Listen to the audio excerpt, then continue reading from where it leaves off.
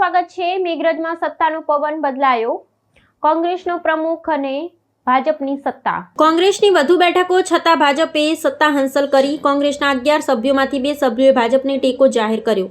એક અપક્ષ તેમજ 2 કોંગ્રેસ સહિતના 13 બેઠકો સાથે ભાજપની સત્તા।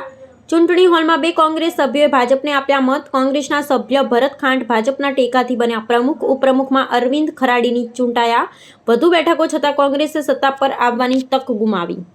મેઘરજ તાલુકાની તાલુકા પંચાયતની પ્રમુખ અને ઉપપ્રમુખ ચૂંટણી હતી। આની અંદર 10 સભ્યો ભારતીય જનતા પાર્ટીના મેન્ડેટથી ચૂંટાયેલા હતા, 11 સભ્યો કોંગ્રેસના મેન્ડેટથી ચૂંટાયેલા હતા અને એક અપક્ષ સભ્ય હતો।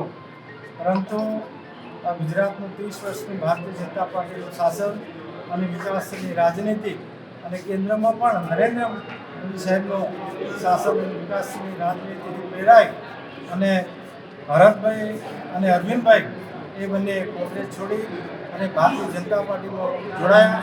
એમને પોતાનો કેસ ધારણ કર્યો અને એમને ભાજપના સદસ્યોના સમર્થનથી આજે તાલુકા પંચાયતના પ્રમુખ અને ઉપપ્રમુખ બનાવ્યા છે।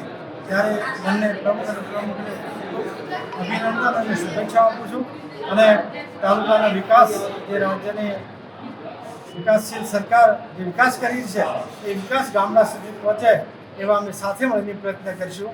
અસ્તુ વંદે માતરમ, ભારત માતા કી જય। ખાંડ ભરતભાઈ નાનજીભાઈ કોંગ્રેસ પાર્ટીના સભ્ય તરીકે ચૂંટાયો હતો, પરંતુ મને આમ થયું કે મારે કામનો વિકાસ કરવો છે, તેના માટે કોંગ્રેસ છોડી અને ભાજપની અંદર આજે જોડાયો છું પાર્ટીમાં।